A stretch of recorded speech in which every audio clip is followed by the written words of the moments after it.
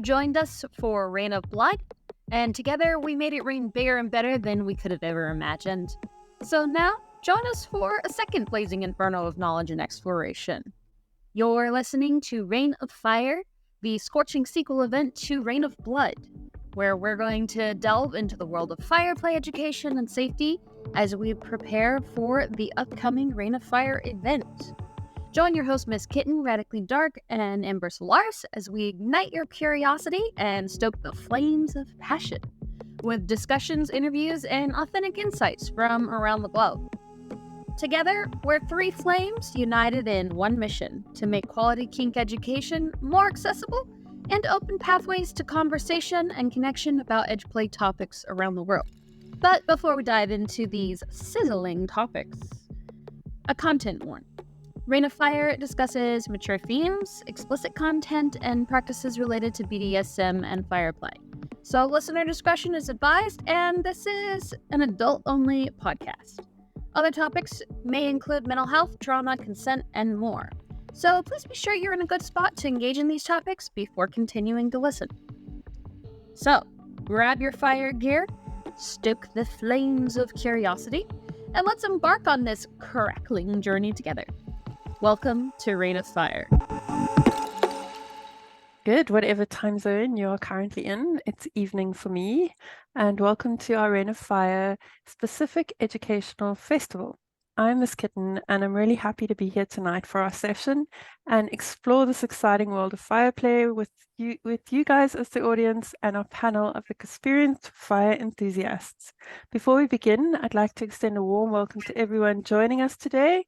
If you're a seasoned fire performer, a curious newbie, or simply interested in learning more about this dynamic aspect of BDSM, welcome to our platform and welcome to the Rain of Fire.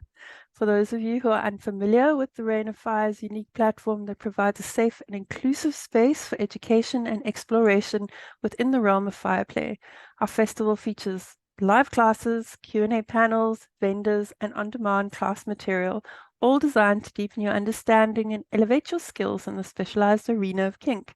Just a quick note about today's session. This webinar is being recorded to ensure those who can join us live can still benefit from the valuable insights shared by our panelists. Rest assured your privacy is of utmost importance to us, and you can change your display name to something unidentifiable. Your microphones and cameras are off by default, and you can use the Q&A and chat function as well as the reaction function to engage with our panelists.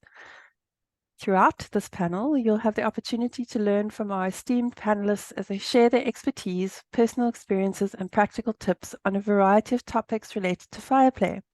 From safety protocols and risk management to exploring different tools and techniques, our panelists are here to provide you with insights and answer your burning questions. So if you feel so inclined, we are also accepting donations. These donations go straight to our panelists and have nothing to do with the hosts or Rain of Fire. You can find the donation link in the chat. Before we ignite this discussion, I want to encourage all participants to engage actively in conversation. Whether you have burning questions for the panelists or simply want to share your own fiery experiences, your input is appreciated. Please note that the panelists today are sharing information based on their own personal experiences and their own risk profiles. It is important to remember that everyone's situation is unique and different, and what works for one person might not work for another. Additionally, panelists who choose not to answer specific questions should not be assumed to agree or disagree with the opinions expressed by their fellow panelists. I thank you for your understanding and welcome you to our bottoms panel. And I'm so excited. I've got such an amazing bunch of panelists sitting in front of me. So let's get started. I'm just going to ask everyone to go around the room and just to give our audience a brief description of who you are and how you got started in fire. Freya, you're on my closest hand, so I'm giving the floor to you. Welcome, Freya, and thanks for joining us tonight. Thank you. Thank you so much for having me here. So my name is Goddess Freya Moon. I am from the great state of Texas, where everything's on fire right now and in a hurricane. So it's great. But I started fire about 4 years ago. I started in this lifestyle a little more than 5-6 years ago. And what spurred my interest was a house party where someone was doing fire cupping. And I saw it, and I have seen it before in whenever Michael Phelps did it, however many years ago. But actually visually seeing it in front of me really spurred my interest. And so after that night, I went and did a whole bunch of studying. I looked up videos on how to medicinally utilize fire cupping, and then just kind of went from there. I had no idea that there were such things as fire massages or anything like that until I started doing my research. And then after that, it kind of just blew up from there. So yeah, I not only do I bottom, but I also top. So it's kind of like I do either or. And one of my favorite things to do is fleshing. I like to draw ritualistic runes and use energy work in my fire. And so a lot of what I do is an energy transference and a cleansing of not only the body but the soul. So that's kind of where I go. Bottom wise, I just love the feeling. It gives me a relaxed, kind of out of body experience where I don't have to worry about what's going on outside of me. I can worry about what is going on inside of me. So that is my little info blurb. Thanks, Freya, and so lovely to have you join us. I have to say that I knew nothing about half of those topics either until a month ago. So nice to know that I wasn't alone in that. And I think this panel is definitely going to help put fire on the map a little bit and to educate some other people. So welcome and thanks for joining. Pesky, you're next on my list. Welcome, Pesky from Canada. It's so lovely to have you here with us tonight. It's so lovely. Thank you. I'm very happy to be here. Yeah, I had to plug it. I mean, it's the Canadian thing. We're known from that. But yeah, I'm very happy to be here. I started my fireplay journey in quite a special manner, as we discussed together on the podcast. Basically, it came from just some discussion with a partner where it ended up being, oh, okay, so I guess I'm not alone with wanting to be set on fire or set someone on fire. So it just went on from there, and we found classes near. And as soon as I got my 101, 102, it was the main thing I dedicated most of my time. So most of my time was made to researching, building new torches. I had a big thing for finding those imposing torches. So for me, where my fire play really came to was the emotions that could be taken from it and transferred from it. So a lot of it was the appearance, how the flame was brought to me or to someone, because I realized that there was such a difference for me if there was just a bit of theatric in how it was brought. So that's how I started just experiencing with a lot.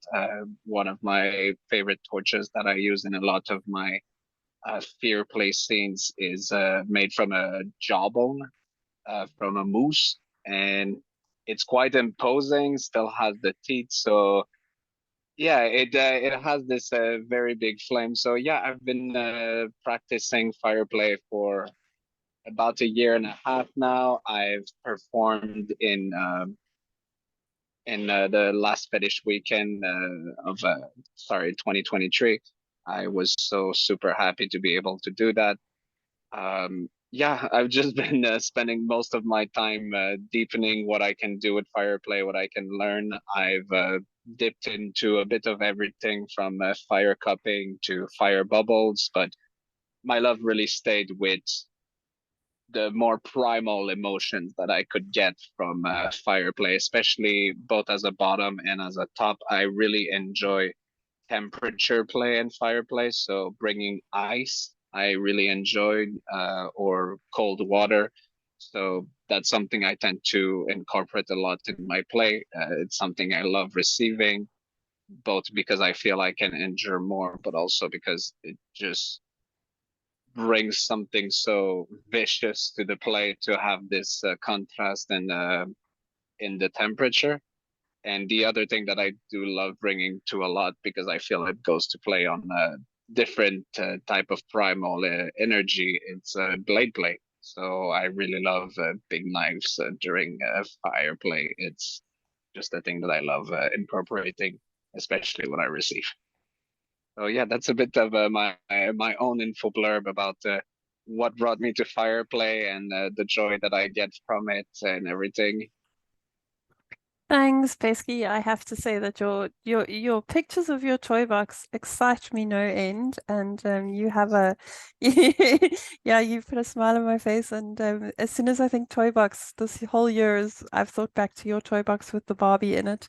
So you've definitely you've definitely corrupted my mind. Thanks for I've just joining us. I've just added a last toy. It's an actual prayer bench, gotten from a Ooh. Catholic church. Yes, so this is coming in the next fire scenes actually. Yay, I'm so excited to see. Thanks for joining us, Pesky, and thank you for a lovely intro. Copper Sunshine, you are next on my list. I'm picking you next. Well, thank you. Thank you for having me. I have been in the lifestyle for about 5 years and have been doing fire play probably 3.5 of those years. I want to say that the very first dungeon party that we ever went to, someone was doing fire cupping and also a little bit of fire fleshing. And honestly, I thought that was the only thing that you could do with fire. I had no idea how many other things that there were. um, my Dom and I had already done some wax play, but had never done any fire play. But I'm very fortunate in that if there's something that I'm interested in, he jumps right on board. Not everything, of course. You would be disappointed, Miss Kitten, to know that sharps will never probably be his thing. But he jumps on with everything else, and he jumped right into fire play. And we probably did like just fire fleshing and fire cupping for about 1.5 years, and then got into fire poi, and then moved on to fire flogging, and our latest thing is fire canes. But he also has fire whips, but they're that needs a little bit more practice. And I thoroughly enjoy bottoming for all of those things. The I guess when I first heard of fire flogging, I just couldn't even fathom how that would work.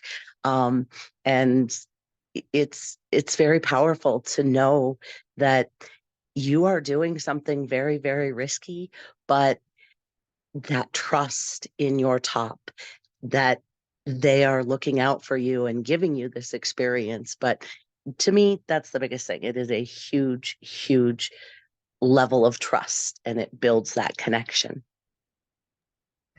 Thanks, Copper. And I had such a lovely time doing filming the cigar class with you. Anybody who is looking for something different to explore, I've had the best time thanks to Copper Sunshine and all her cigar advice. I really really enjoyed that part of fire with you, and you added a whole new dimension.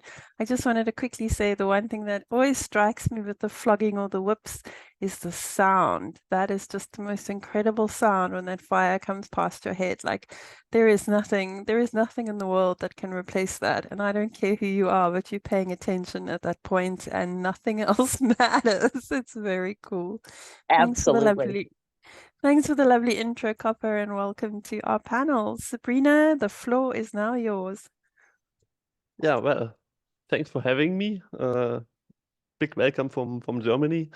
First time in front of the camera, not behind, as I was a moderator for Rain of Blood. This was really a fun experience, and then Rain of Fire was basically introduced, and I couldn't wait to be part of it this time.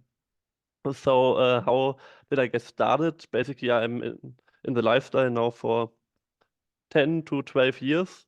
but the first 5 or 6 years were only in quotation marks on the DS play style, basically being submissive there.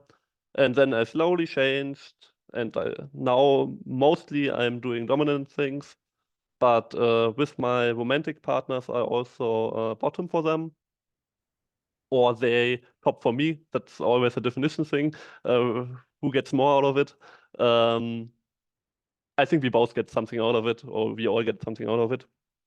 And fire was always something that interested me, not in a kink way, I think, for a long time, but just like as a thing that comes from nature, a primary element that has an inherent, yeah, it's something that's quite paradoxical, I think, for humans, because on the one hand, it gives us safety, it protects us in the wild, it protected us years ago from wild animals and everything, but it also is inherently a danger, and it can destroy us really easily.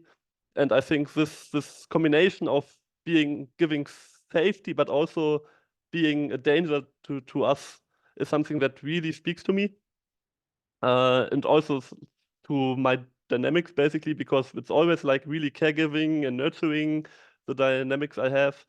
But then there's like always like a sadistic side, or at least like a painful side to it. Like I do a lot of sharps and things of that nature. And so the combination is really speaking to me, and that was basically why it always fascinated me, but never in a kink context, because I didn't even know that you could use it in a kink context, because in Germany, I don't think there really is a fireplay scene. At least I didn't get in touch with it at all. But then 18 months or so ago, I spoke with like my play partners, and we both said, yeah, that's something really cool. And we saw some pictures on FetLife, so we knew at least that it's possible, but we had no idea where to start.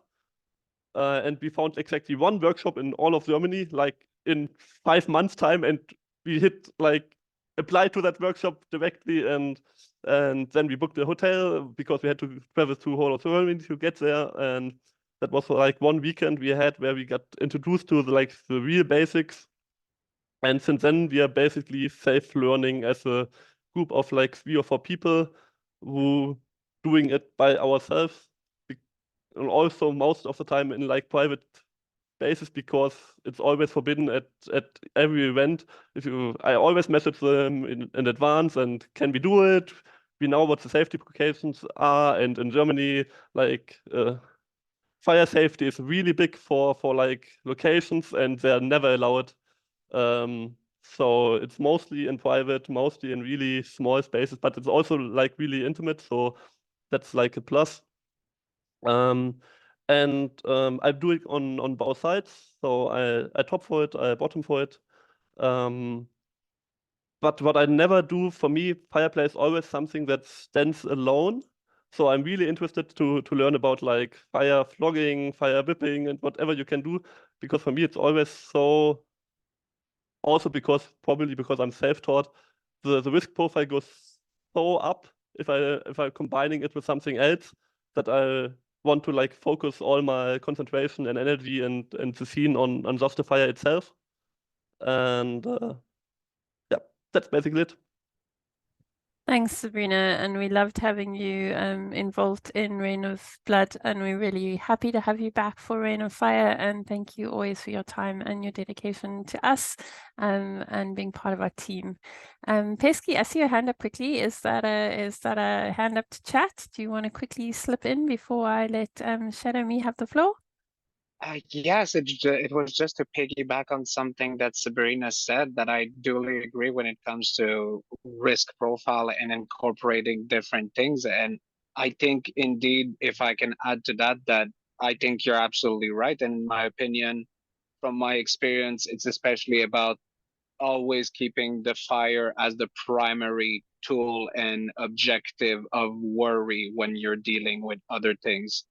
Just simple things that you can bring. So for example, if I bring blade play, I'm going to be way less intense than if I was just using blade play alone. I'm just gonna use the blade as more like an accessory to guide the person or something that they will have to hold with their arms or something. It's not going to be my main tool if I'm to use fire at the same time. It was just to add to that because I felt that was something very conscientious that you were saying and that I relate a lot with because I've been, it's just surprisingly, I have a very strict risk profile with myself, even though I do a lot with very huge flames. It's just I take hours of preparation behind it. So yeah, that was the little thing I wanted to add because I really enjoyed hearing their intro about and their view on safety.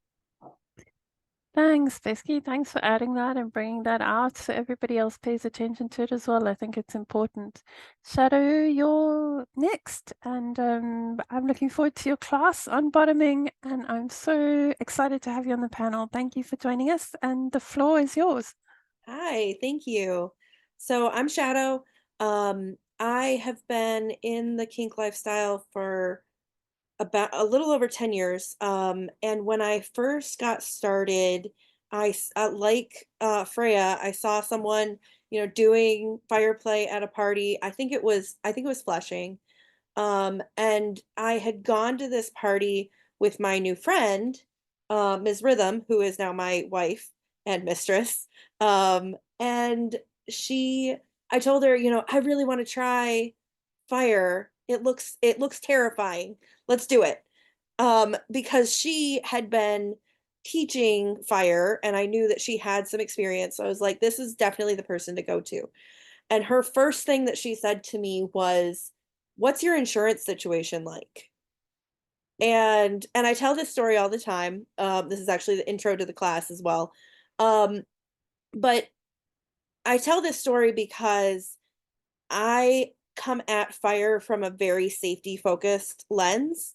So when I am talking about fire, I am talking about consent and I am talking about personal responsibility on the part of the bottom. Not just going, this top is really experienced, but also like, what do I need to do to make sure that I am cared for, even if everything goes sideways? So I actually organize a munch for bottoms in the Detroit area. That's where I'm located, in Detroit, Michigan, in the US. And so I am very active in making sure that bottoms have access to education and safety expectations for themselves.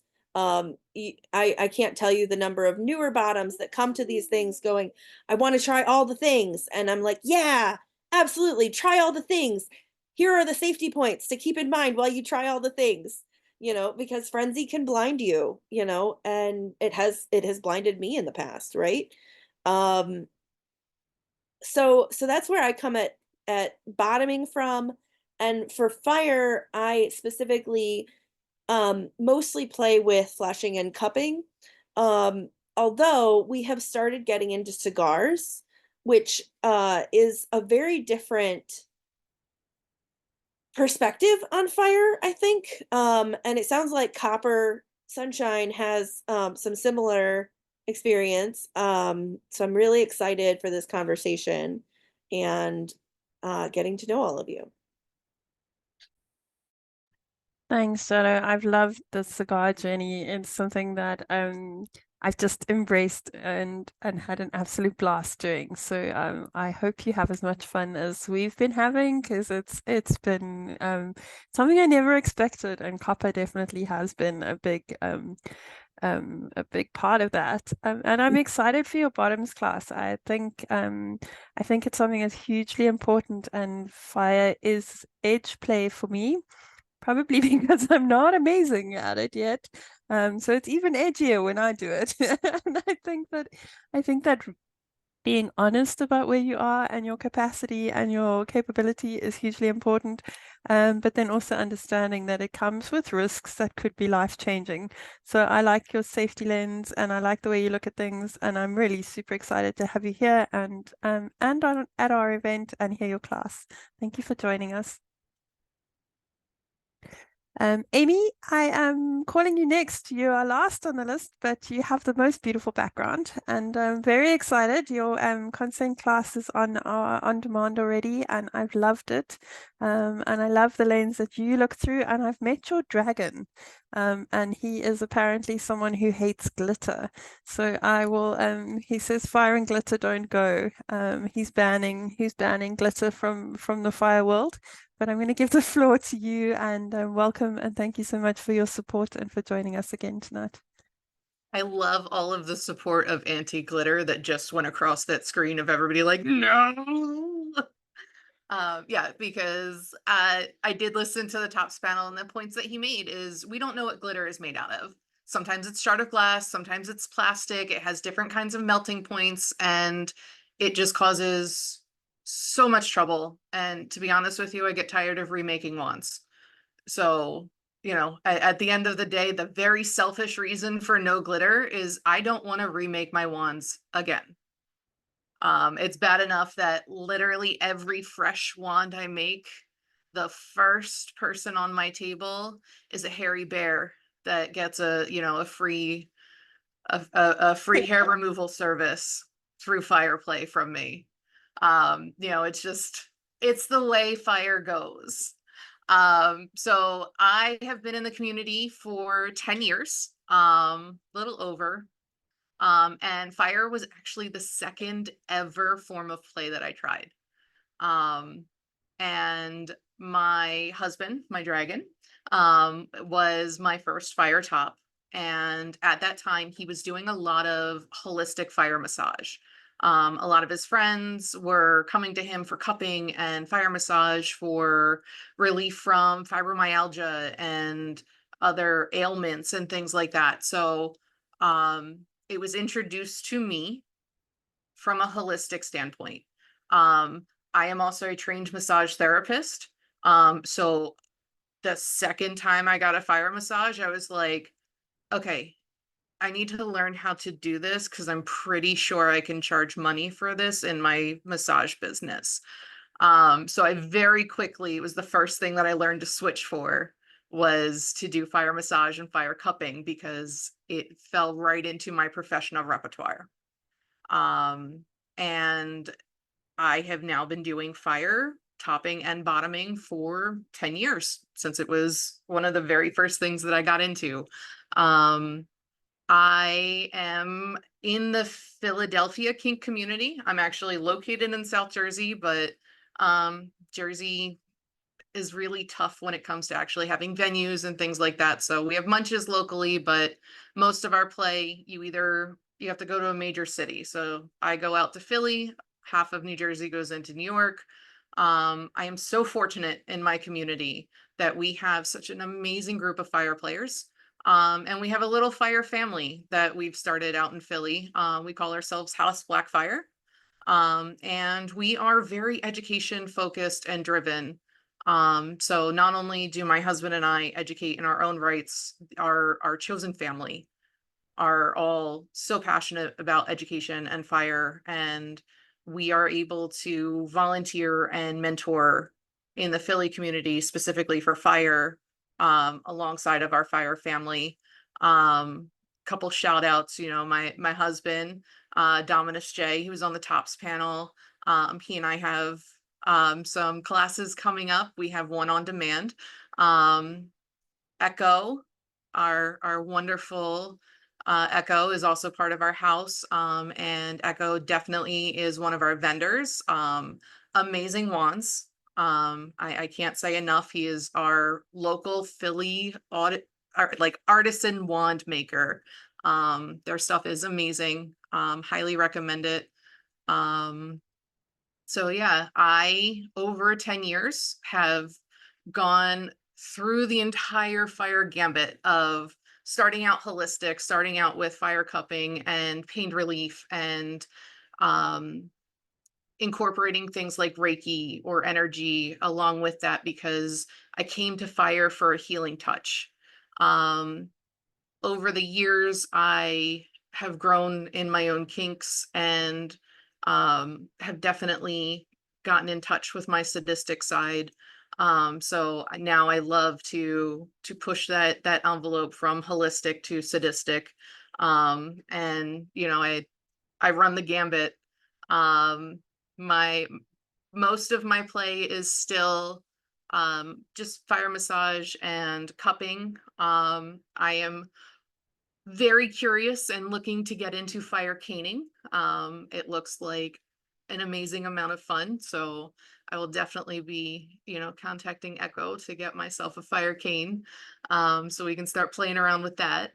But in the meantime, you know, I love what I do with fire. You know, I always make the joke as a switch that I'm the greediest of greedy people because I do it all. I top, I bottom.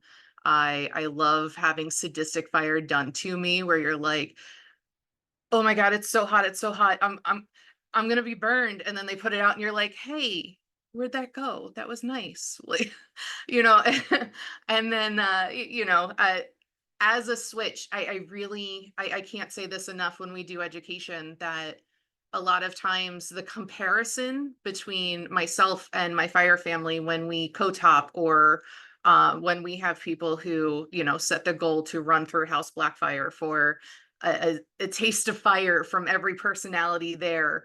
You know, those of us who switch actually, when we head towards the sadistic end, we get the compliment that, you know, we tend to have that edgier feeling to our fire because I always tell people, while those who top only know where to stop when safety says it's time to stop, those of us who switch understand from experience that extra half a second we can push an envelope. So it gives us that unique perspective when we bottom frequently for it, that somebody who wants to push an envelope, we're very acquainted with being able to push those boundaries because we know what it feels like. So I love having that perspective and being able to bring that to the education that I do. I also very early in my career of kink was mentored by a lot of old school, almost like old guard, where their philosophy was do not top anything you haven't bottomed for. You know, you need to know how things feel. So, you know, that falls right inside my switch persona anyway. But it's such valuable knowledge to understand the experience of something along with the safety and the personal responsibility. Thanks, Amy. I'm so with you, but probably because I fall into that old guard category just simply from an age perspective. And I think that you know, being able to consent to something means that you understand how it feels, sounds, tastes, and you have the whole experience personally. So for me to be able to consent to doing something to somebody else, for me, I need to know what the entire experience feels like. It gets a bit twisted because I'm a CBT top, and I don't really have my own penis, so I've never done anything like that. But everything that I do in that realm, I have done on my own body in some way. So I think understanding the body's reaction to it, understanding my personal reaction to it, just makes it so much more honest when I'm doing it to somebody else. So I love hearing you say that to be a good top, you need to have some experience as a bottom, or you need to at least try the kink and be open to it. There are obviously some kinks that don't fall into that category that are a bit hard to do for some people. But yeah, I loved hearing that. And I really related to your consent and the way you look at consent and the way that consent comes as the basis for any framework in any kink that you do. Really appreciated listening to your negotiations piece and really got a lot of value from your class. So excited about your classes for Reign of Fire. Thanks for being with us.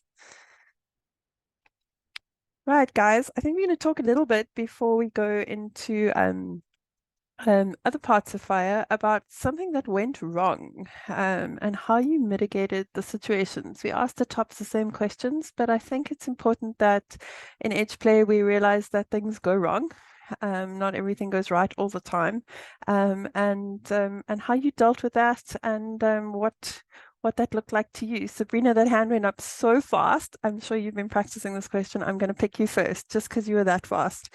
And Sabrina's nodding. And then Pesky, you're next. Sabrina, the floor is yours.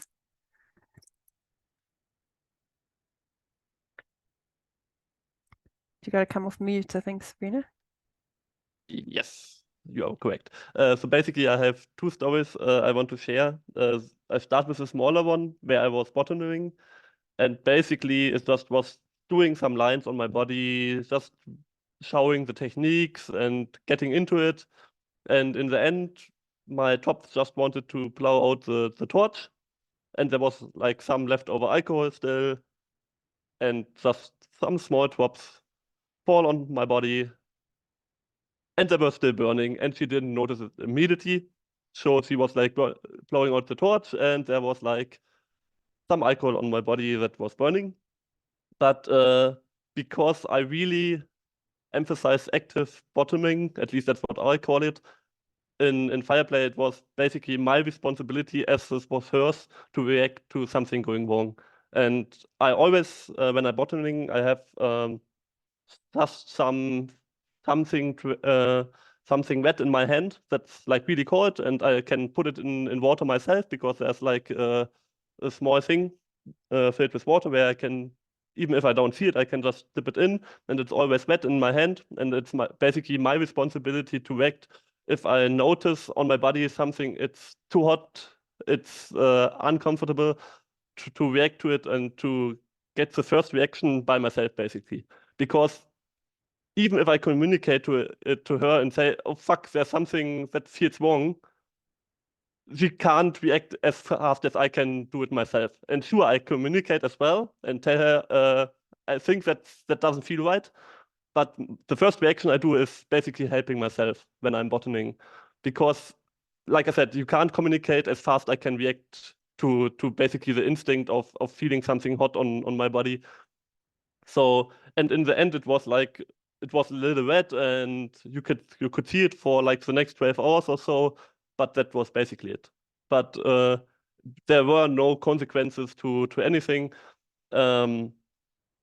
She was really scared, because it's always the thing, something happened that isn't intentional, even if it's not like hurtful or so, and no bad consequences, but that something happens that isn't your intention as a top is, I think, the scariest thing that can happen as a top, at least in my own experience. So that was the first thing. The second thing is really special to me, because it happened during the recording for my class that I will teach in a few weeks, in like 2 or 3 weeks. So I have it on live recording. So that will be like a discussion point in my class, what went wrong and how I reacted and how I could react it better the next time and what I learned from it.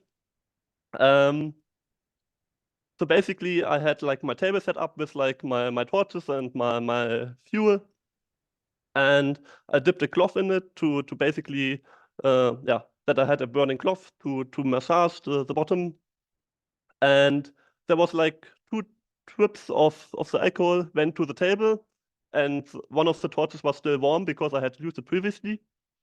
And I turned to my bottom and began doing my stuff. I turned back, and basically the whole table was burning. I have it on video. I know exactly how long it was. It was 10 seconds. I have counted it and played it back in like slow motion. It was 10 seconds that it took basically from the first drop of alcohol leaving uncontrolled to the table to a pretty big flame. And it took another 10 seconds to put it out again with like a fire blanket, safety blanket. So it was under control after like 25 seconds from the initial thing that happens to the end. But on the video, it looks really, really long. 10 seconds can be a really, really long time if you see a flame burning somewhere and no one reacts to it. Because it was to the side of me, and I didn't notice it. It took, like I said, 10 seconds for me to notice it, but that's quite a long time. The thing that basically almost always happens is my submissive didn't notice anything at all during the whole time because she was laying there and she was like doing her thing and focusing on her body and her experience, and the table was to the side, and she just didn't. The only thing she noticed that I didn't do anything with her anymore, and then I also stopped the scene naturally because in my opinion, once something goes wrong like that, you can't continue a scene. So I stopped the scene. I talked with her. I got her out of the space. We did the aftercare and everything, and she didn't even notice it doing it. But I was pretty shaken after it. But yeah, it's a nice thing to learn from, and I have like 10 things I will do differently next time that hopefully mitigate the risk of it happening again. Thanks, Sabrina. Before I let you go, do you want to give us one or two of those things that you would do next time? Sure. Yeah, sure. I will go to in more detail in my class because that's like there are so many things. One of the first things is the techniques with like a cloth and then dipping it into alcohol and having it on my hand. Basically, there's always the danger of like a little bit of alcohol dropping down. So the next time I will have a separate table just for the cloth, and also a different fuel source and a different candle, so that it will completely separate from basically the normal torch stuff I do.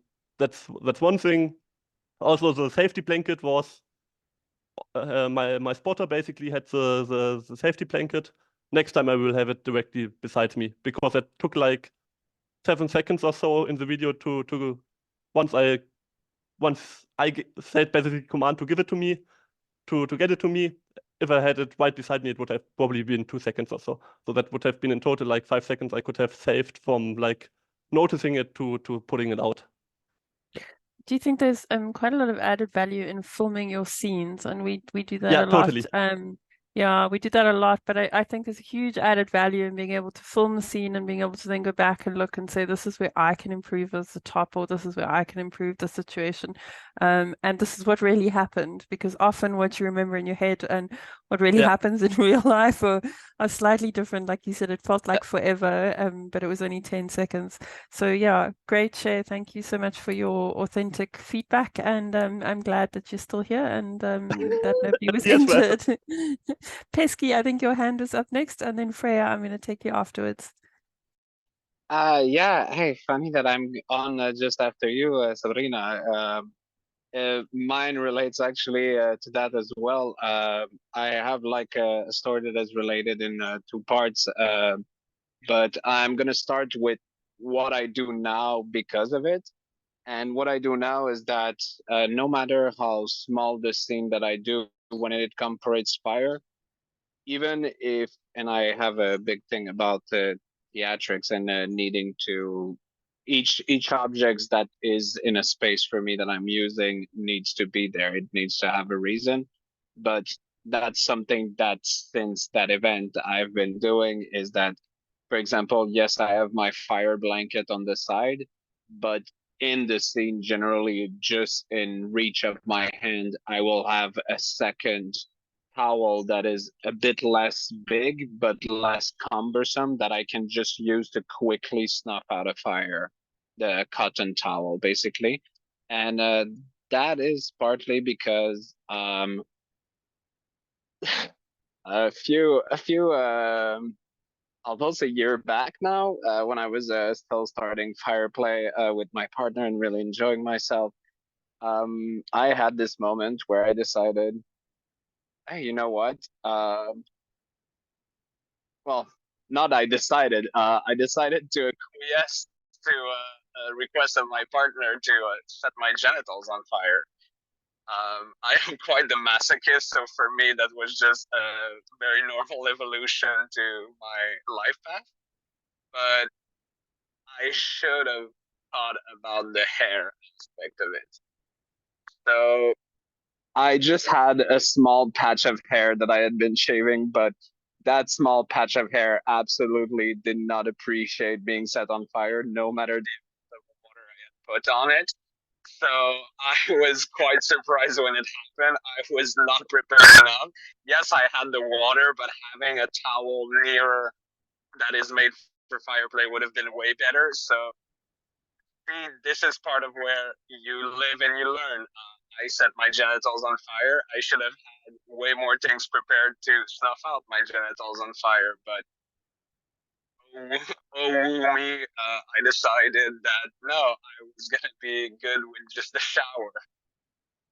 So lessons for you kids, I guess. Pesky. And then calmly says, and then I just set my genitals on fire. I have to don't know how.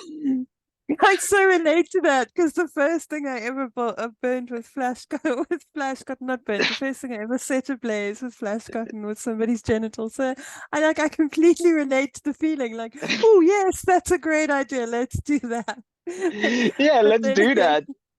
a great reminder to everybody listening that these are great ideas, but these great ideas need to be backed up with some safety mitigation, and we need to be prepared for our great ideas. Freya, I'm gonna let Freya follow that one. Pesky, I'm gonna Yes. give the floor Yes. to them. I mean, Freya, off you go. following fiery genitals, I don't know. that really interests me. I am now intrigued. So I'm gonna go do some research on that. But I will say, so I come from a huge fire safety background. Both my grandfathers were firefighters, and then I also used to work for a city, for a municipal performing arts venue where people would like to do flash paper and small fires and things like that. So a lot of fire safety is just kind of ingrained in my body, in my mind, and my soul. And so I fortunately, both as a top and a bottom, have not experienced a mishap that has caused any harm.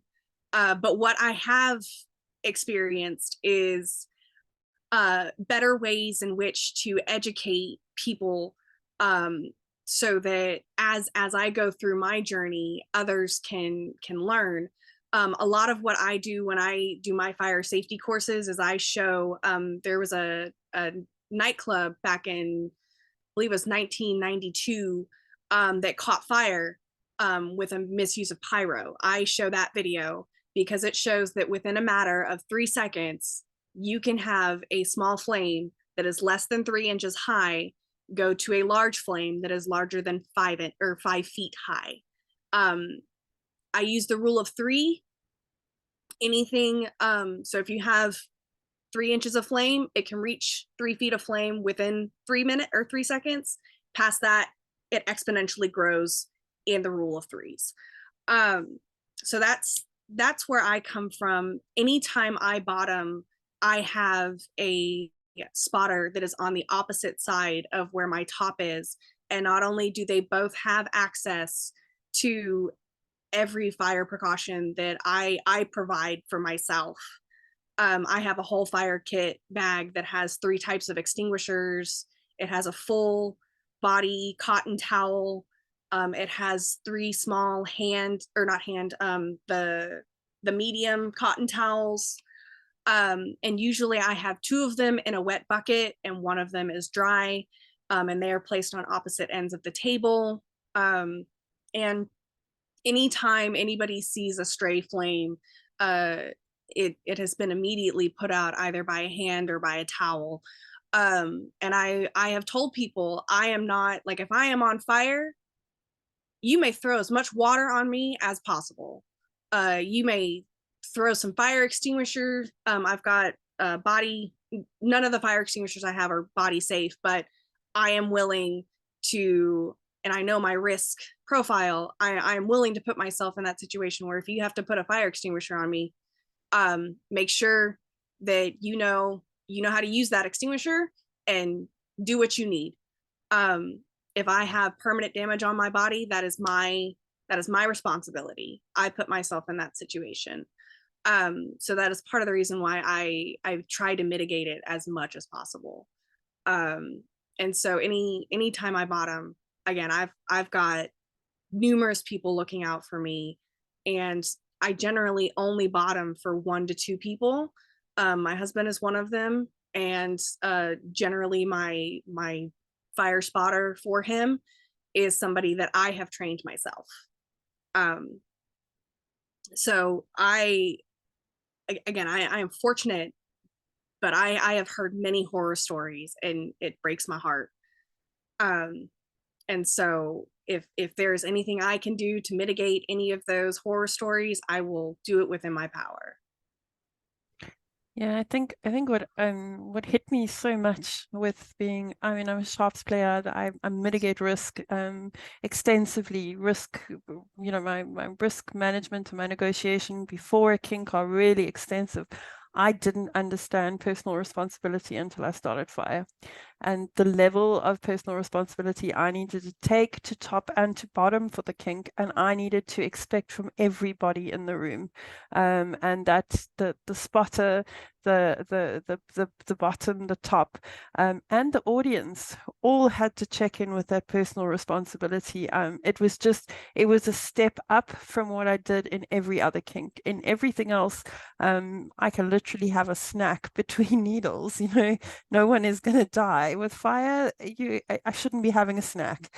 I need to be 100% attentive, and as a bottom, I need to be using my voice immediately, and I need to be able to be heard, which I found quite interesting. But I'm going to go more into the bottom side. I'm going to let Copper Sunshine answer, and then I'm going to give Amy the floor, and then Shadow me, and then the next question, I'll speak a little bit more about active bottoming and what that looks like. Thank Copper, you. the floor is yours.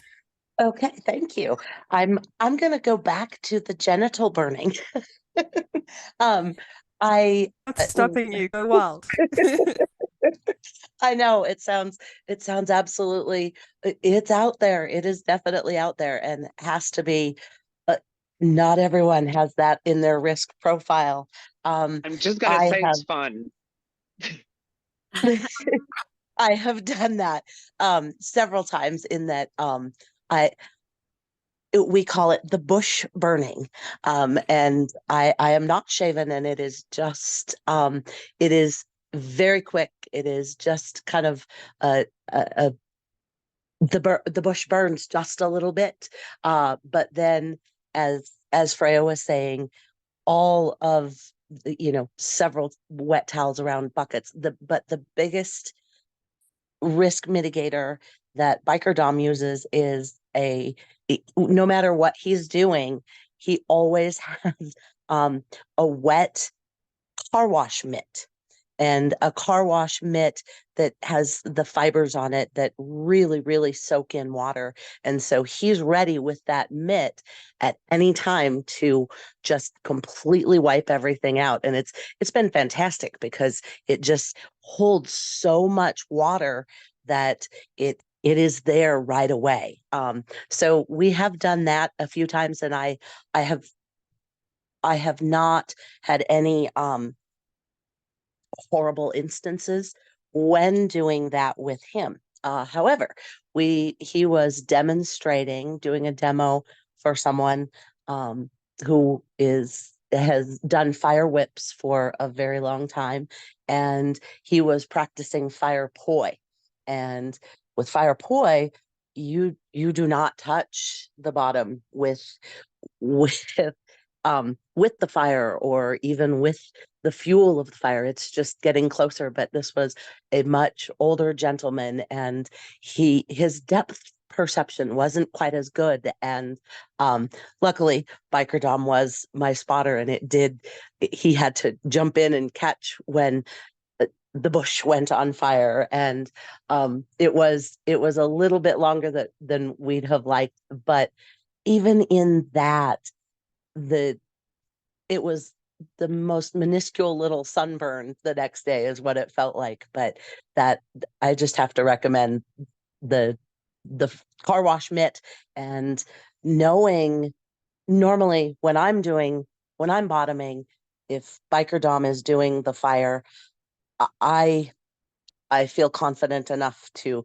kind of close my eyes and not know what's going on. But when I am the demo bottom for someone that he is, he's obviously practiced with someone without a human being as a bottom. They've done many, many things first, but I am always the demo bottom for those things. And in those instances, I am very aware of everything that's going on around me. I am demo bottoming. I am not having the experience necessarily for myself. I am helping to teach. And that's when I have to be vigilant about my personal responsibility. Not that we don't always have to be, but I am just as much in charge as the person who is learning, I guess. Yeah, I love that. And I think calibrating, I've never thought of it like that, but I think calibrating, how much you switch off in a situation is definitely possible. And I think being aware of the top's capacity, you raise an interesting point, being aware of the top's capacity and knowing how much you can relax is also important. And then that comes down to negotiating honestly and openly and just having the conversation. I mean, like I am with the moment with my bottoms, like I really don't know how to do this amazingly well. This is what I can do. And I have 6 spotters, one of them solely focused on hair. So, your hair will be safe, even if the rest of you won't. Private Princess will make sure your hair doesn't burn. But I think that's really important. And I think for a bottom to go into a situation being aware of what the top's capacity is and realistic about the top's capacity. You raise a good point. Amy, I'm going to give the floor to you. So I had a few things that I just wanted to touch on as a reaction to kind of all the stories that are being shared here. The first one, coming to you hot from the Fire Flow Arts community, I would like to present the concept of safety third. And this is where step 1 is to dream it. We get that intrusive thought like, hey, I should set genitals on fire. That's it. That's step 1. That's dream it. Step 2 is figure out if it's possible. And step 3, safety third, is to make it safe when we do it. So that comes directly from Fire Flow Arts. We call it safety third.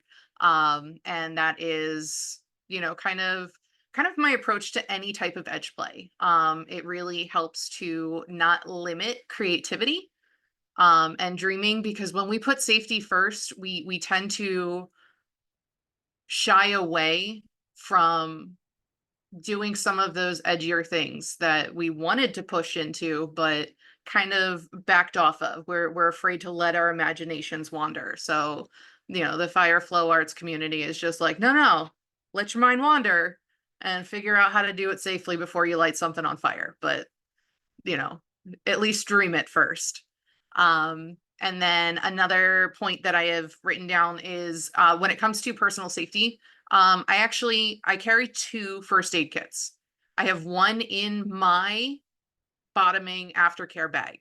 That is for me. It has all of the aftercare and first aid supplies that I need for any type of play I like to engage in. So I have my own burn kit in my aftercare bag. I have aloe, I have Hibiclens, I have arnica gel, I have essential oils if I need like a lavender usually calms me down if I get into some kind of dangerous headspace. So like that's my aftercare bag. And then my top bag also, depending on which kink I am participating in, also has usually duplicates of what's in my bottoming bag, because I pretty much bottom for everything I top for. And my philosophy and my husband's philosophy is, if I cause harm, anything in my first aid kit now belongs to you. So if I cause that 1st degree sunburn, you get my bottle of aloe. If I cause that 2nd degree that, for whatever reason you get a blister, you get my silver paste. it belongs to you now. I part of my personal responsibility is knowing that I can provide what someone needs. I know somebody had said that, one of the first questions they were asked when they were getting into fire play was, what's your insurance status? And that is actually something that's very important, which is one of the reasons why we believe so strongly in, hey, I'll spend the $15 on the silver paste and give it away, because that's so much worth the investment of that small tube, to know that if I did something wrong, it is not an additional financial burden on the person that I was playing with, because I don't actually want to sit and go through what are your finances before we play, unless we are doing something that is that risky, that I need to know your insurance status, that I need to know, what your finances are. Can you afford to be harmed? Because if you can't afford the worst case scenario, then we need to scale back what we want to do. And then I know a lot of us have said active bottoming, and I know Miss Kay said that we're going to get into that as our next topic. But along with active bottoming, making sure that you are speaking up, communicating. A lot of fire play is done face down on a massage table, so hand signals, thumbs up. I like to make timeout signs for, like, hey, can you check in on me real quick? Because that's obvious when it's above the head. Things like that. Just making sure that you are not just enduring. It is your responsibility to speak up. And I am very big on making sure that when I sit down to negotiate anything, either as a top or as a bottom, I know where my personal responsibility is. And I want other people involved to acknowledge where theirs is. So if it's a spotter, if it's the top, if it's my bottom, I want to know what you are taking personal responsibility for, and that we have our bases covered. Yeah, Amy, I think you raised a great point. I think that first point that somebody brought up about what does your personal insurance look like, and then what is your risk budget, and what does your risk budget look like if this goes wrong, and how does this fall into being an ethical adult on a Monday? For me, are the things that come with it. And I like the way you've put it. It doesn't mean we're not going to play. It means that we're going to play within your capacity. And we're going to have a look at what your capacity, what you can afford, what your budget says you can afford, and then that's how we're going to tailor the play. And I think being honest about that, and I think that took me some time in kink. It wasn't something that came as a skill automatically, but I think that once that was established, it definitely made my kink different. And now I can afford the stuff that I'm doing, and I can afford it emotionally, physically, and mentally, and that makes a big difference in who wants to play with me and how I approach play and who I want to play with. So I like those mentions. You mentioned some other stuff. I'm going to jump in the bottoming thing in a second. I'm just going to give Shadow the floor quickly. I think her hand was up next. Their hand was up next. Hi. Yeah, so I just wanted to share that, in a lot of fire play scenes that I've had, we've had a bit of a warning sign that things were not quite right. And we have, I think, stopped before things have gone wrong, which I think is privilege very much and luck that we had that foresight of, one of the scenes that I'm thinking of, we had talked to the DM in advance and said, hey, we're going to do this fire scene. We had gotten all set up. And then the DM kept like coming over and leaning over the table. So it was leaving a shadow on my body. And, she had asked him to step away a couple of times, but was still having trouble with like, the wands that we were using were new and they had been dyed black, and the black was like leaving streaks on my body. And so there were all these little signs that like things were not quite right. And so finally, the third time the DM came and like stood over and was casting a shadow over my body, we were like, you know what? Let's be done. Let's just we're gonna call it, you know? And I think sometimes being ready to call it because things aren't quite right is the first step in, you know, harm mitigation, maybe. Um, and so that's just what I wanted to share on the things going wrong sense is be ready to call it, you know. I love that reminder that it's not the Olympics and we've got nothing to win from the situation. And sometimes going back to living to fight another day is far more important than getting through everything that you had in the fantasy in your head. Yeah, a great reminder, just being realistic about the situation. Thanks, Shadow. That was a great ad. Okay, so guys, when we look at negotiation and communication, and we've spoken a lot about communication. I think it's come up from everybody. What are important boundaries to set before the scene? And how do you ensure that everyone's desires and needs are met during the scene? I know a couple of people mentioned about, hand signals. I see a lot of hands going up. Pesky, you were first. I promise I saw you go first there. But maybe you can just give me some feedback of what positive looks like for you from a bottoming perspective. Pesky, I'm going to ask you to go first. Yeah, well, what seems really positive for me from a bottoming perspective, definitely, first off, it's definitely to find someone that I feel can be on the same wavelength as me. I know this seems a bit more of an open-ended thing, but someone that I feel I can trust. So for fire play, for example, this is not something I feel I do with people that have few experiences in other kings. That's my personal risk profile, but I prefer to play with people that I feel have had experiences in other kings and have had some experiences in aftercare, the needs, how your body reacts to certain emotions, and the hormonal drops afterwards.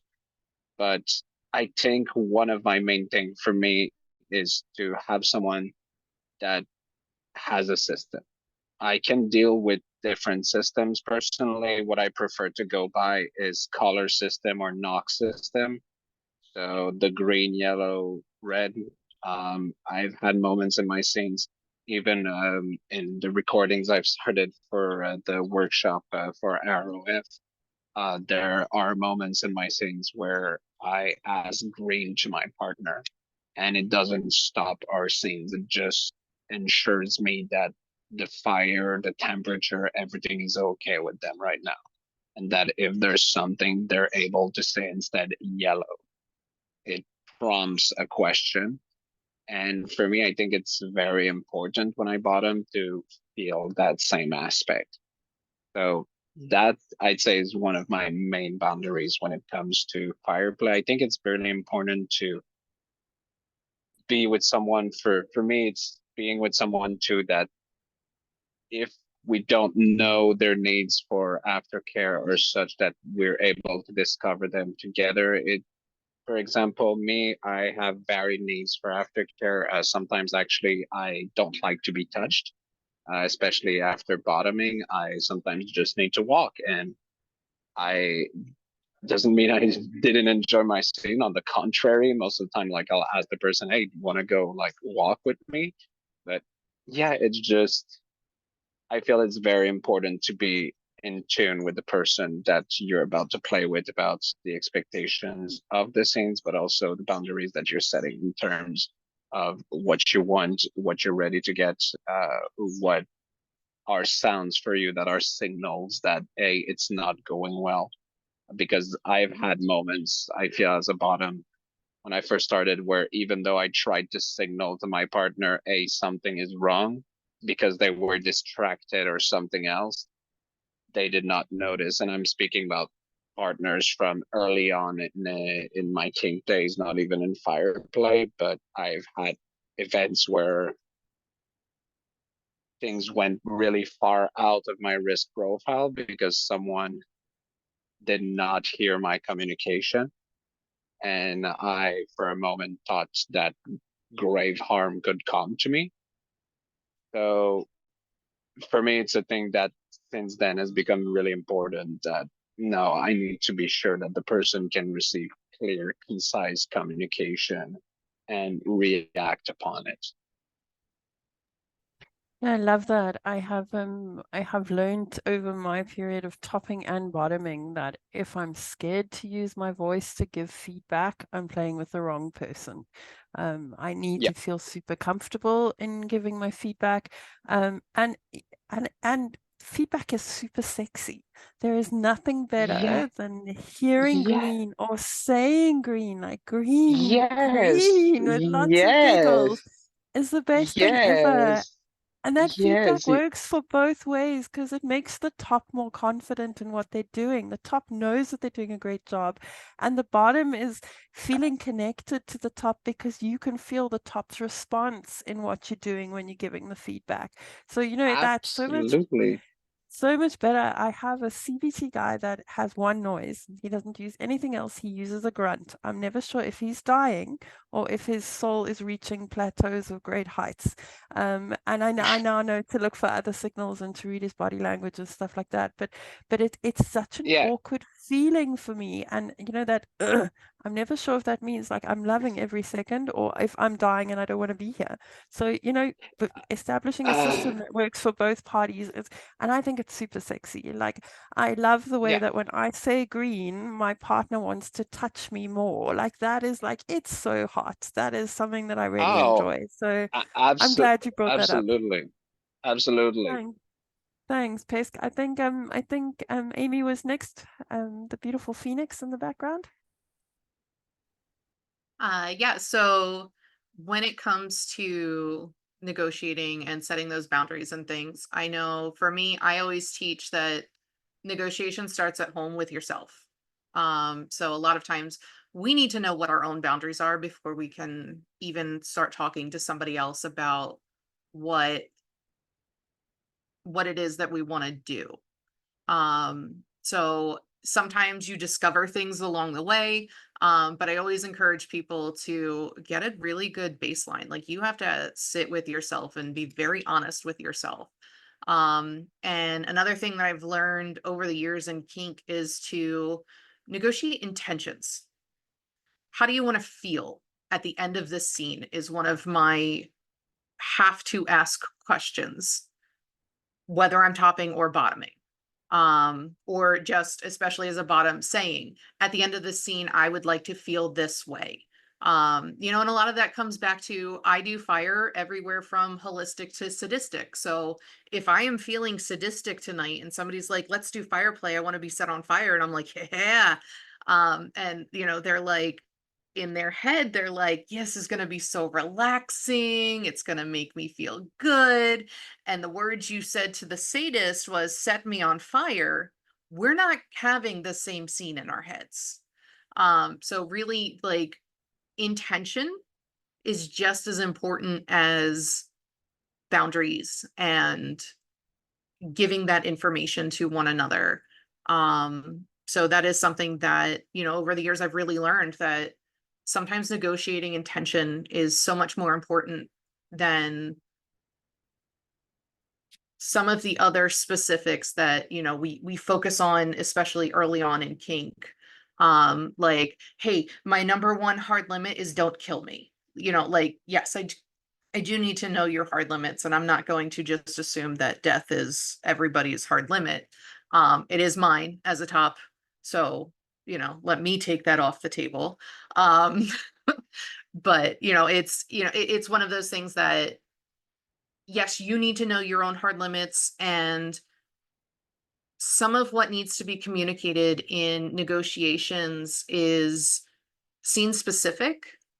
So unless you're really negotiating like a full term relationship, that list of 30 hard limits doesn't need to be brought up in every negotiation.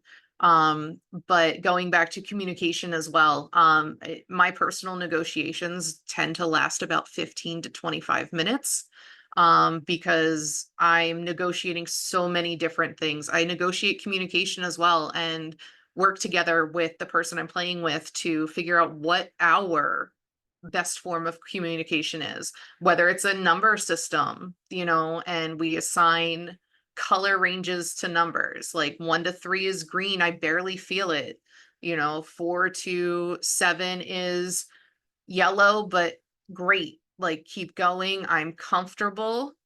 And as we go through that yellow range, lets me know if we're getting close to that uncomfortable. So, you know, if we're playing at a 4 or 5, you know, I know I still have envelope to push. If I'm pegging 7s, then I'm at the top of where you want to be pushed to. Kind of thing. So, is it just the stoplight? Do you want to do a range? So you know, we negotiate more than just one form of communication. I also negotiate nonverbal communication, whether I hand a tennis ball or to drop a heavy beanbag, something that's going to make a thud, so I know you dropped it. Um, you know, so there's so many different ways you can negotiate communication as well, and it just needs to be authentic to the people who are playing. I love that. You mentioned authentic, and I think just the authentic alignment, the ethical alignment and the authentic alignment is just so important. The alignment of intent, and once that intent is aligned, then it's much simpler to start to align with communication and stuff like that. Some great ideas with the beanbag. I work with too many brats. I think at some point I would have a beanbag thrown back at me. I'm not sure that would be safe. But yeah, some really great ideas, but I love the aligning of intent, and I think we forget to do that. And I think we're such bad communicators that often the fantasy in my head of you spanking me and the fantasy in your head of you spanking me are two totally different things. So it's really important to align what we both want out of the deal. Love that share. Thanks so much, Amy. Shadow, I'm giving you the floor. Hi. So I'm really coming at this from the same lines that I think Amy just did. Um, I don't like to use safe words very much at all because I tend to be a very verbose person. So I want to use plain English communication. I want my no to mean no. I want my go harder to mean go harder, and everything in between. It's not unheard of for my mistress and I to have a whole conversation in the middle of a scene, and I want that to be available to me. So, but again, you have to be aligned with the other person on the other side of that scene, right? If I wanted to have a whole conversation while she's setting me on fire, punctuated by moans and screams, but she's hoping that I'll just keep my mouth shut and be a pretty little bonfire, we're having two very different, alignments. So I just gotta agree with everything that Amy said, and also put on the table that plain English communication is also an option, you know, um, and that's something that uh, I think there are a lot of people who get really hung up on safe words as keeping them safe and forgetting that it all comes down to communication. And, whatever the best way to communicate for you, that is the most effective communication. Um, as long as it works for both you and your top.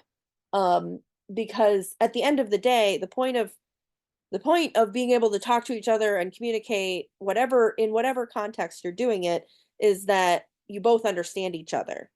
And that is that is the goal, is a moment of human connection in all these things that we're doing. Yeah, that reminder that it's that connection, and that what's more important is that you're both getting out of it what you want. Freya, the floor is yours. So I cannot express how much I agree with uh both of y'all. The amount of one, knowing yourself and trusting your top when it comes to a certain type of edge play is a key point in all negotiations when you come to the table. Um, one of the reasons why I don't necessarily bottom for a whole bunch of people is because my negotiations are pretty strenuous. Now, granted, my negotiations could last 5 minutes with my husband, who is primarily my one top, because I too do switch. So I'll fire cup him, he'll fire cup me. We'll have a whole night of it, and it'll be great. But it's really about knowing yourself and knowing where your limitations are and whether or not you're able to communicate those and have your top understand them. Because I think one of the things here, I come from the Dallas community here in Texas, and there's a lot of fire tops who do very, very different things. They each have their own little special niche, and it's wonderful to watch them. And that's one of the reasons why I myself, in my negotiations, if I have not watched you, I won't play with you.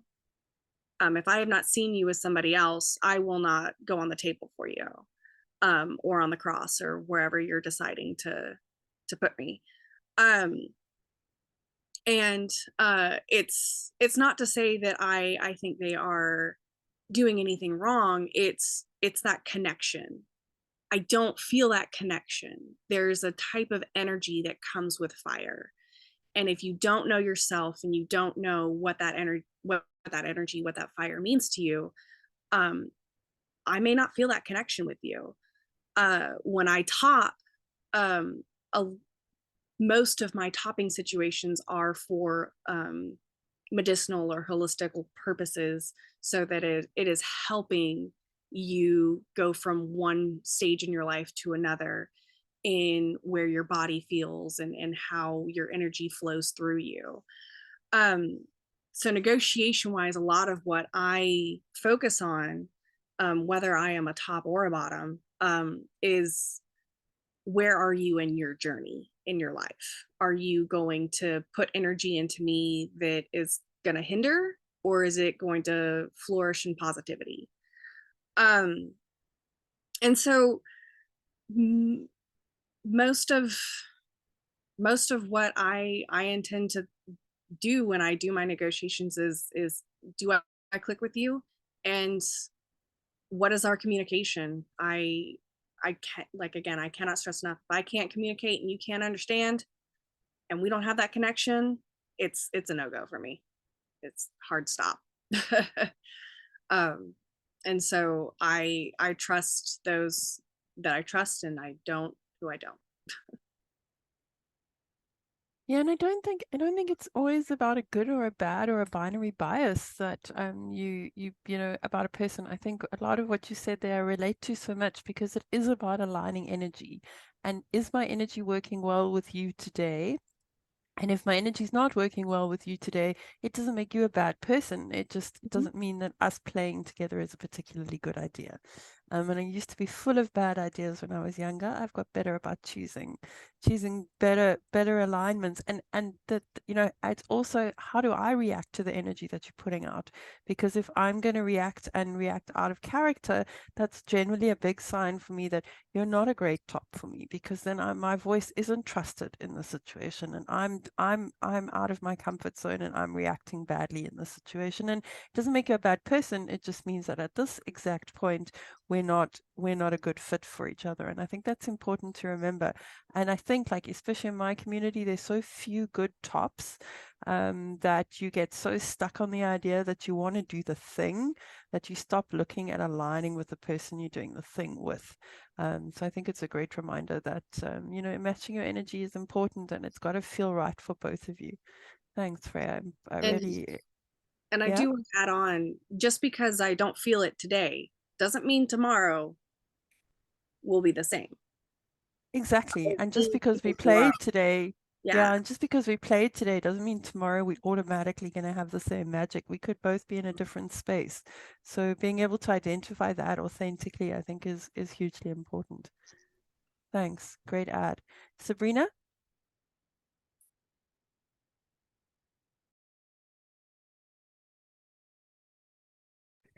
Sabrina, you have to unmute.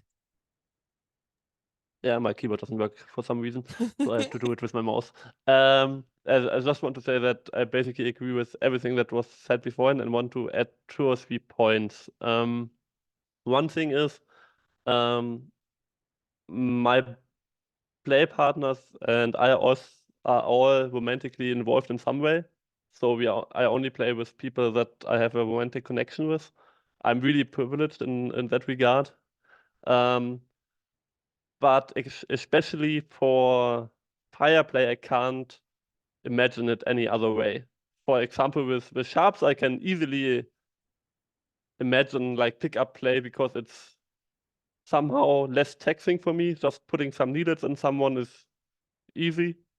it feels wrong to say it because it's also like edge play, and I would have some requirements like an STI test and everything, but the connection is different. I can just show someone needle play and basically how to do it and to be careful about some things, but I couldn't do the same with fire play for me because fire is just such a connecting element basically between myself and my play partner, in which voice there ever are, that it wouldn't feel right to do it with anyone I'm not romantically involved.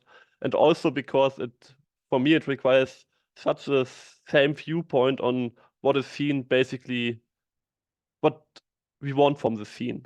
So which emotion do we want to get out of it? And that's always the point I start with, whether I'm bottoming or topping. Before I start a scene, I always think about what emotions do we want to create for both of us, or how many people we are in the scene. And based on that, then I mostly decide on the technique afterwards once I have identified the emotion I want to create or we want to create. And that's an approach I haven't found with many people, because many people start with like the techniques. I want to do an impact play, and then they talk about in which way they want to do impact play. But for my partners and me, it always starts basically with emotion. We want to have catharsis. We want to feel really small. We want to feel empowered today, and then we can decide on basically the technique which we want to achieve that. Whether it's fire play, whether it's sharps play, whether it's impact or like cumulation. That's basically always the second step for me. And one thing I want to add to the intention part, intention also is really important in consent negotiations for me, with how I want to be touched or how I want to touch someone. I took a lot of that from like, I was also pretty big into bondage, and it's really a big point in negotiations. It's okay to be touched at my breast, for example, but it's totally different if there's like a rope going around it, and the intention of the touch is that the rope is the right way and it's perfectly aligned and everything, or just someone just touches my breast because they want to pinch it or something. And it's basically the same body part that's touched, but the intention of the action is totally different, and it makes such a huge difference for me. And it's not so big with fire play, but I think it's still really important to talk about, okay, it's okay if a flame goes there, but what is the intention of the flame? Should it be a painful flame? Should it be like empowering? And then you can really create great scenes, in my opinion. Thanks, Sabrina. Again, a huge reminder that intent really matters. And then also just being clear about what that intent is before you start. Copper Sunshine, the floor is yours. Thank you. In regard to what Sabrina was saying, I'm kind of the opposite.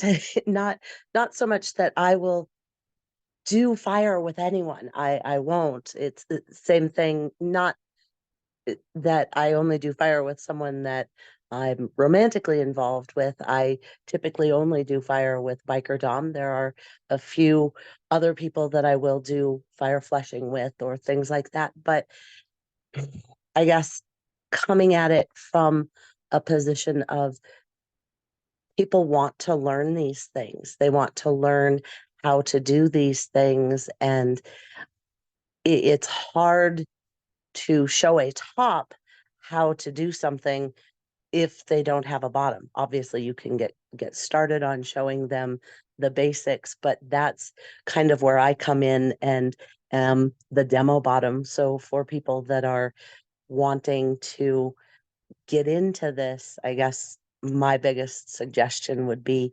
as someone earlier said, I'm sorry, I can't remember who said it, that you need to be able to watch them play with someone else. And that's kind of my purpose when there are people who want to experience, fire poi, for instance. It's that they want to hear that whooshing sound behind them, um, that kind of thing. They need to be able to see the top do that. And I'm the person who will step up and always be that person so that they can see Biker Dom do the things that he does.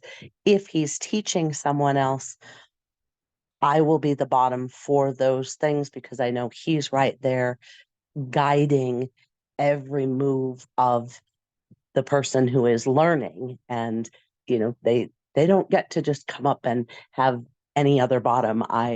I'm the one who's willing to accept that risk, and Biker Dom is willing to accept me taking that risk. Sunshine, I love that. I think there's a personal awareness in doing stuff like that. Is that that your voice is solid and that you can use your voice in the situation. You also know what the right way feels like for you. So you banking on your experience from bottoming to give that back to a top, which I think is very generous. Knowing how bad I was in the first 3 weeks of my fire journey. I think it's a very generous gift that you're giving, Tops. And I really appreciate your feedback on this and you checking in. Pesky, I'm going to give you the floor.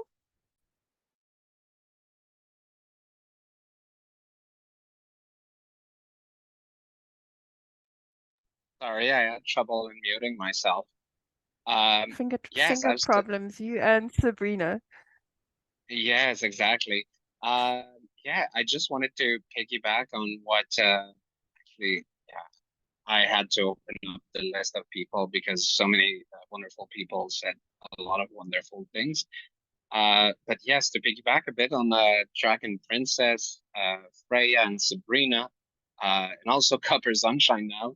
But I feel that intent is one of the most important things when there's a theme with a top or something, and that's something I feel that, like, I mean, it's basically the reason why I'm doing my workshop is to bring a talk about the intent in fire and things like that, because I felt that when I first started, a lot of what was brought to me was all about destruction or power over someone. And for me, who came from a very destructive background, but who transition wanted to explore more whimsy and more, I don't know, just creative outlet of creation and nurture. Fire was more of a tool where I could really harness some really special emotions. So I feel intent was something that was really a discussion that had to be brought up with people. And that's where also that I find you amazing, Copper, for the kind of what you're doing, helping like other DOMs learning, because that is indeed something that I find difficult when it comes to fireplace, that I am very biased when it comes to that I do relate to needing to feel a connection with the person to want to interact on fireplay, because I've been pro doming at my own time for a while, and fireplay is never something that I wanted to bring into pro doming, just for many reasons, safety, but a big one was just because it was such a connective kink for me that it was not something I felt I just wanted to be paid for. It was more something that I wanted to develop with someone. Okay, so sure. Copper, is your hand still up, or you just forgotten it? Oh, no. I was just going to reply to Pesky. Thank you. I Welcome to. appreciate that. I appreciate you saying that. And totally understand exactly where you're coming from. Biker Dom has been asked many times to teach different things, and fire is the first thing that he has agreed to kind of start teaching to bigger groups of people, and not in a professional manner, just in a fire is scary sometimes and very dangerous and very risky, and it's something that, I don't know, giving people that opportunity, because they're going to try it anyway. So being able to give them the opportunity to try it with someone who has done it a lot and, built in their safety precautions, that's kind of what our mission has been, is to give people that opportunity to try it, uh, because we want them to be as safe as they can. So that's kind of where we come from. So thank you for your appreciation. So guys, fire has had quite a big personal impact on me from learning the kink. It put me into a position where, as a bottom, for the first time in my life, I realized that I couldn't grin and bear something, that I had to speak out immediately. If something was getting too hot, I needed to use my voice immediately, whether it's sometimes with impact, I'd let it go for 2 spanks before I'd call it. So fire was really like a catalyst in me being completely sure of my voice as a bottom. How has fire enhanced and deepened your kink experience? And is there a lesson that fire has brought out for you, for any of you on this panel?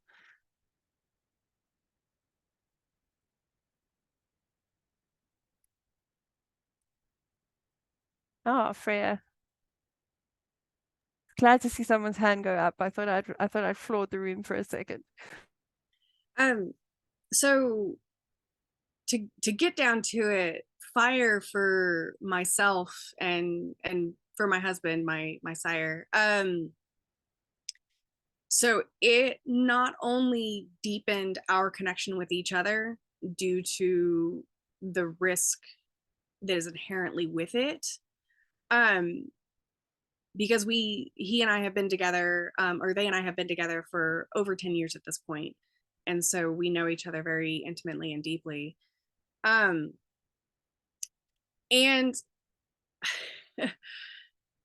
because of fire, not only have we come out into the community and done our teachings and tried to educate, but it also spurred a series of courses that we have been working on for the last year and a half called Kinking with Intent. And we've slowly been putting these out into the community at our local dungeons. And it's not only inspired just these classes, but it has also kind of spurred a little bit of a movement in what are the intentions, just like the previous question where, what are your intentions with this scene. That is something that we have recognized here in our local community, that people haven't quite thought that part through when they're doing their kink. And so it definitely has spurred many people to have those conversations of, where am I in my life, and do I really intend to do this? Do I really have the best intentions behind this? Because you can always have the best intentions behind something and it can still go horribly wrong. And to be quite frank and quite honest, there's nothing wrong with that. You set out with the best intentions and it didn't work. And so you just have to learn from your experiences and move on with the grace, knowing that you have that to look back on. And I completely bypassed the first part of that question, so I apologize, but definitely it spurred some intentional thought behind kinking in our community for sure. Yeah, I love that, and I think I feel that intent. For me, it came across from the point of view because it can have a lasting consequence. The reality is it can be a life choice that really changes the way you live from day to day after the experience if something goes wrong. So it really made me a lot more aware of my role in it and why I was doing it, and yeah, just intent as well. So I think maybe I'm just a little bit at the beginning of the journey for intent, but I'm definitely feeling it in my own path. Copper Sunshine, I think your hand was up next. I loved what you said about you having to have that voice, and you don't necessarily have to speak up immediately if someone's going to spank you 2 more times, but boy, if it's too hot, you've got to speak up. So I totally agree with that. It's something that with fire play you can't, well, I guess with fire fleshing and fire cupping you can be a little bit more passive, but if you are doing fire flogging or things like that, you cannot be passive. There's not really much to, oh, I want to stand here and relax. You still have to be very cognizant of what's going on around you and how your body is feeling and communicate that. But the one thing that it has spurred for me is an appreciation of the responsibility that tops take on. I have not topped for anything ever. Wax once, and I am not a top, but assisting Biker Dom in the things he does with fire play, that just that appreciation of the respect and the responsibility that they take on it's huge. And that's the main thing that it has taught me is maybe someday I'll top for these things, but honestly, it's amazing the responsibility these people take on. Yeah, thanks, Sunshine. That is a great reminder that tops spend a lot of time risk mitigating, and that a good top is someone that really doesn't want to harm you as much as we want to hurt you. We don't want to harm you. Harm is not our intent. I think Amy mentioned that earlier as well, that if they leave, if they feel responsible for the harm, and I so related to that, and you've just reminded us as well. Thank you. Pesky, the floor is yours. Okay, that time I didn't have too much trouble. Yeah, it related a lot to what was just said again. I think, if anything, and as mentioned, I'm a switch in this, but my journey in fire as a bottom really empowered my bottoming voice, I'd say, because that is something I felt that for the longest time, I had trouble finding who I was in the kink community, what I truly wanted. It was a long journey of exploration. And I have been in the kink community for about 5 to 6 years now. And since I've discovered fire, it felt like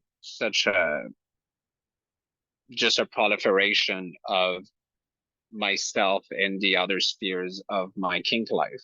So just being more able to speak up when something was not going okay, being able to communicate more clearly the intention I was looking to live with my partners, or the intention I could offer to someone, ideas I had. It just, I feel, made my voice clearer. So for when I communicated in kink related stuff. So yeah, I feel fire has been a big journey of personal responsibility, be it as the bottom, but also as a top. I feel it just is great as a journey of empowerment. Yeah, I love that. I so relate to that. Like it's just been an eye opener. Like I don't think and just the phrase personal responsibility. Like I really I'm always keen to jump in with both feet and to say yes to stuff. Fire is the one thing that makes me really consider my personal responsibility to myself and then to everybody else in the room at the same time. And it's the first time it's been so clearly defined in a kink. I think I've always taken personal responsibility, but I've always held it as the top and controlled the room. And fire is the first time that I've also made sure that everybody in the room is coming to the party with the same intent. So we are all on the same level for communication. We are all on the same level with understanding the risk to the point that, you know, I'm sharing it more, if that makes any sense, which is interesting for me. It's just been really Yeah, eye-opening. no, and I feel, if I can just add too, I feel that even in the sense that, be it as a top or as a bottom, I feel that fire has been the first king to really allow me to have that mentality of like, hey, you know what, maybe I should not push myself. Kind of like was said by Freya earlier. I think it's something that's really important, because especially as a top, I tended to do that a lot. And what would happen most often would be that I just not allow enough time for my own aftercare. But afterwards, I've been happy to find that now I'm more able to just be it as a top or as a bottom, to say, hey, you know what? No, after all, I think tonight is not going to do it. Yeah, I love that. Thanks, Pesky. I totally agree with that. Sabrina, the floor is yours. You have to Thanks. unmute though. Yeah, I did. This time I remembered. Yeah, there are two things. The first is I'm really envious of a lot of people on the panel because, like I said in the beginning in the introduction, there isn't a fireplace scene in Germany at all. I saw someone else do it exactly once during the workshop. Never since then anyone else seen in doing any, yeah, well, Vex play, if depending on whether you count Vex play or not, but anything with like a live flame, I haven't seen anyone except like myself and like my small group of play partners basically. So I'm really envious of that. The good thing about it is it's really putting us together, and like we brainstorm a lot in the group. The negative part is we only learn by ourselves basically. So but it basically made us in a really tight-knit group, and we talk a lot about it. So that's like one positive that came out of it. But we also have like a lot less information and resources available. So I'm really looking forward to all the stuff that we can learn from the other presenters. That's the one thing. The second thing is I and my play partners, we only play CNC, so we don't have any safe words. We don't have any system in place about communication. When I'm bottoming, I just do it. I don't have. Sure, I have limits. That's not correct, but and the same is when I'm dobbing. We haven't had one scene where they basically said from a submissive point we have to stop now. It's really unique, I think. But for Fireplay, that's the one thing where we notice that it doesn't work like that anymore. We noticed, like, even if we wanted to do it, even if it's like our normal modus in which we work and in which we do scenes and do like normal stuff during the day, it just doesn't work for Fireplay, because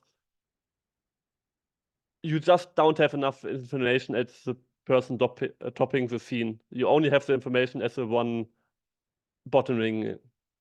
Sure, you can like notice things, but you only notice things when it's way too late. Even with like needles or so, it's to a lesser degree like that, but normally you notice as a top when something goes wrong. With fire, yeah, sure, you notice it, but it's normally way too late. If like the skin is turning red, yeah, then that's like 30 seconds too late already. So the bottom, just the normal way we operate and we do things just doesn't work. So we had to like adapt, and that inspired a lot of discussions in the group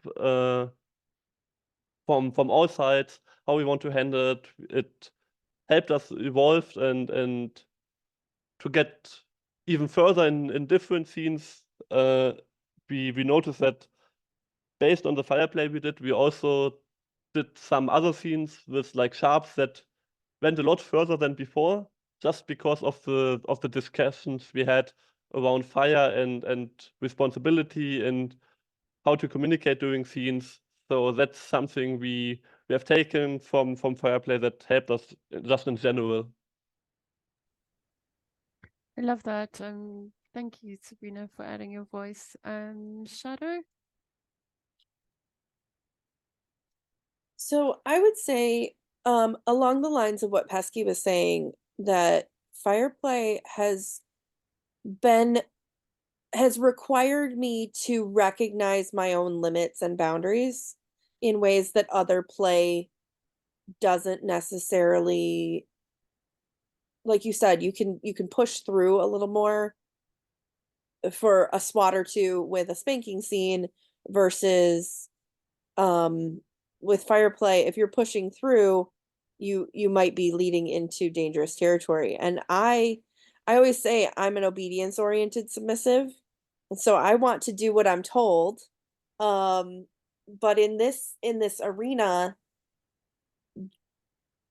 I have to be attuned to my body, and I think that's something that active bottoming needs to include, is when you are not listening to your body, you can't, you have nothing for your top to listen to you about, right? So it's really taught me to connect with my own body even in the midst of a kink scene, which for me, in say impact play, I'm looking for a bit of a disconnect between body and mind, versus in fire play, I have to stay present, and that leads to a really like intimate, sexy interaction.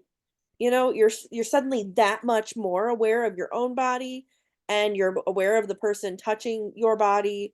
And I would say I have fire play to credit for my marriage becoming a marriage, because we would just sit in the backyard around a fire, like a backyard fire pit, and play with, you know, fire wands and cups and even flash cotton, just sitting there around the fire and having these really intimate, brief little mini scenes that led to this really intimate start of a relationship. And so I would say that's what I got from fire play in general. I love that. And I so relate to what you said. Like, I'm terrible. I think exhibitionism was a huge kink for me at one stage. Like, I'm an awful exhibitionist. So I will put myself in a situation where I'm almost disassociating from the kink. I mean, we do a whole lot of whip stuff that I can tell you that I'm only 10% present in the actual connection with the whip against my body. But with fire play, I need to be 100% aware of what's going on. And I liked what somebody else was saying about the fact that that information is not available to the top like it is in an impact scene, where the top can see the change in the skin between hits and stuff like that. That, you know, that information is only available to me. So it's my responsibility to give them that information and that feedback as soon as I can. And I think that's so important. Like, fire is the first time that I've really experienced it and been able to witness it happening. Yeah, and I'm loving it. It's improved my other kink. So great to hear from you. And I love that you found your intimacy and that you guys connected over that. That is such a beautiful story. I just want to give you like a big hug and lots of love. That is such a beautiful story. Thank you for sharing. Amy, you are next. So Shadow, me too. My husband was my fire top. So I get it. And as far as what has fire taught me, I have this really unique experience. Like I said, fire is the second kink that I really got into. So my first love is rope, fire is right behind it. And so like my top two favorite kinks really are pretty much the most intensely bottom focused personal responsibility. So I've always throughout my kink time, I've had a lot of tops that are like, wow, you have a great head on your shoulders, you communicate so well. And I'm like, I really have to attribute it to the types of kink that I participate in, that like we keep saying, we have the information on when it's getting too hot. um as a fire top, my hand is hot. I can't tell if your skin is getting too hot or not, because I keep putting fire on my own hand. So it is in impact, we can test the temperature of the skin, but in fire we can't as tops. So it is your personal responsibility to communicate that, same as it is in rope, that numbness, tingling, coldness, things like that. So I have almost engineered my kink journey because of my interests into being a vocal bottom. And I really have to attribute that to things like fire, where I'm forced to give that feedback, otherwise things go wrong quickly. Thanks, Amy. Yeah, it's been really interesting. And rope is also one of those kinks where your feedback, to be an ethical bottom for me in rope, means you have to be giving honest feedback. You can't be sucking it up, because the sucking it up could be the difference between using your arm again next week, or having the advantage of walking or something like that. So it's really important. And I think any little bit of feeling uncomfortable, if that's not discussed or negotiated beforehand, needs to be expressed immediately and quickly in both rope and fire.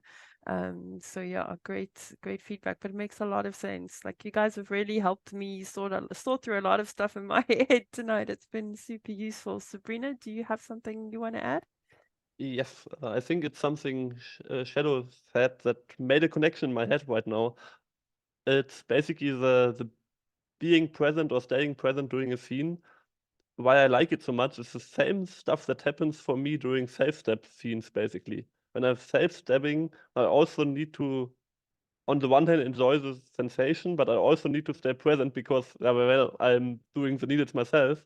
So it feels pretty similar from like an experience point, that on the one hand you get like all the experience and all the sensations from like your body, but you also need to stay there. And I really like being on that edge, basically challenging myself to experience all the things that happen to my body, but also being present in the moment and walking that line and seeing where it leads. So that's a really interesting connection I just made for myself. Thanks, Sabrina. And I think there's a lot that you said there that I need to go and think about a little bit, because I definitely think there's something about, when you're topping for yourself in something like self-stab, that you are very aware of what your needs are and what your body is feeling and what the process is feeling like. And I know that that's made me a better top for sharps and stuff as a general rule, but I haven't put it together like you just did. Guys, you are just an incredible bunch of humans. I have huge respect and thanks for your participation tonight. I'm so excited for these classes, and I've just loved getting to know everybody through the last 3 months, and you've all guided my journey, and yeah, you all just open doors, and a huge door opened tonight about intent for me. So I'm really just grateful for every single one of you and for your time, and for everybody in the audience who gave up their time to listen to us tonight. Yeah, and who's ever listening on the podcast going forward, because I think that this has added a huge amount of value to my life. But fire has really been a very unexpected gift, and I'm very grateful to be able to spend this time with you.